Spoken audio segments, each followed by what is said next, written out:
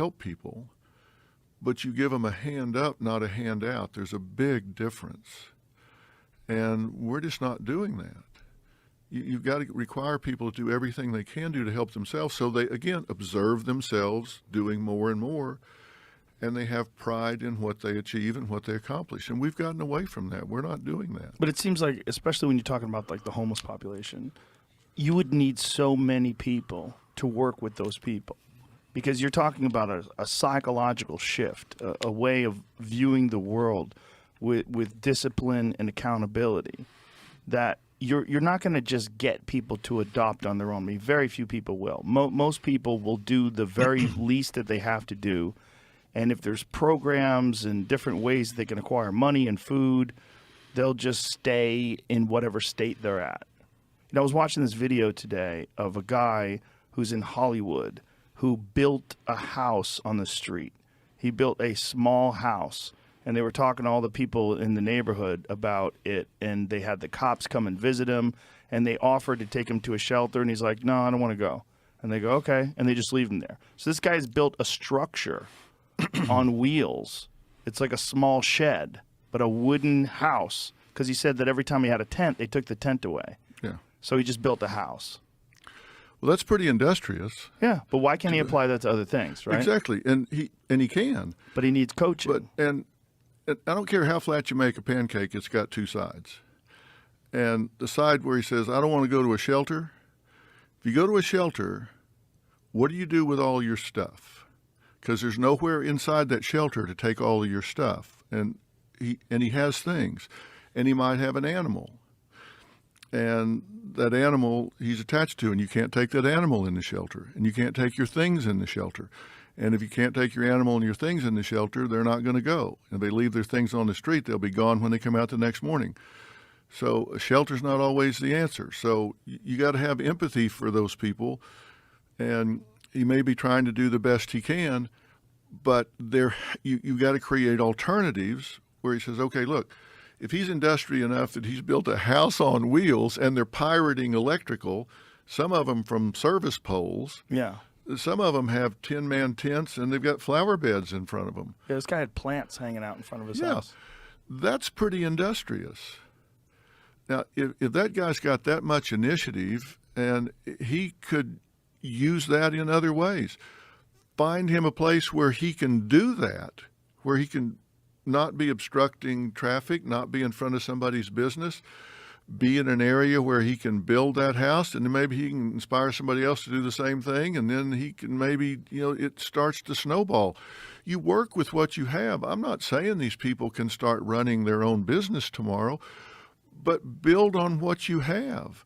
But you don't just say, well, so he's what they refer to as experiencing homelessness. Find something that you can build on. These people don't want to be homeless. They want to have a better standard of living. But once they become homeless, it's like, inertia is the tendency for bodies at rest to stay at rest, and it's hard to get them moving. But you say it would take so many. You can find leaders within those groups that can help the next level below, and they can be helped by the next level above. There are ways out of that. But it seems like one of the first things that has to happen is you can't tolerate people just camping on the streets. Just like you can't tolerate people littering, because it's not much difference. You're interfering with all the other people that are following society's rules. And society's rules are there to preserve everybody and keep the world cleaner and a better place. So as soon as you allow someone to violate those rules because they're down and out, and then you have more, and then they compound, and then you have thousands of tents. Now you have a problem that's almost insurmountable.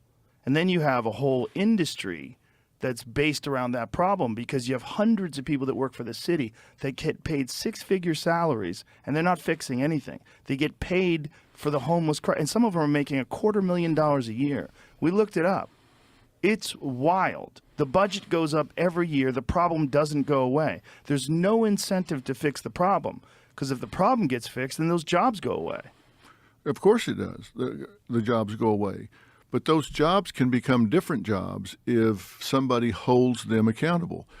And so you can go in and just wipe all the tents off the street, but where are those people going to go? Right. Well, in Austin, they moved them into hotels. They bought hotels, they moved them into hotels, and they had it set up where you have to be clean to go into these places. And they offered them counseling. Well, but Austin's a smaller place. There's only 1 million people in the city. And, I talked to the mayor about it before they fixed the problem, and it was his number one initiative. He goes, before I leave office, I have to fix this. And he goes, and I think we can because there's only about 2,000 homeless people. He goes, when you get to the place where LA is, where you're dealing with like 100,000 homeless people, it's almost impossible. He goes, but right now we're like at the tipping point and we can fix it. But it is kind of fixed. There's still some homeless people, but if you go around Austin, you don't see the tents here that you see in LA. Well, is that out of sight, out of mind, or is somebody going to those people in the hotels and trying to get them to be self-sufficient? I mean, you can hide the problem or you can fix the problem, and you got to find a way to fix the problem. You've got to get these people doing everything they can do to become self-sufficient. I mean, that's the dignity they're looking for, and we're not helping them to do it if we're just taking them out of sight. But don't you think it's there's a massive amount of energy and effort that has to be taken for each individual to change the way they view the world, to acquire discipline, to acquire initiative, to clean their act up, to stop doing meth and heroin and try to get their life to a place where they're living a meaningful, rewarding life. I mean, how many people struggle with that on a daily basis? You need coaching and counseling, and you need slow, incremental steps towards acquiring a self-sufficient mentality. That's a very, very difficult thing to get people to accept en masse. It is. And the problem that I see with the approach to it now is the exit ramps out of that life are not aggressively enough. They're not being pursued aggressively enough. It's just like, all right, what are we going to do with these people today? Let's put them in a camping area. Let's put them in a hotel. Let's get them off the street, or let's get rid of the rules that say they can't camp. Well, okay, that's just warehousing. What are you doing to help this person become self-sufficient? Are you finding them a job? Are you creating a contingency where if they do A, they get B? If they do B, they get C?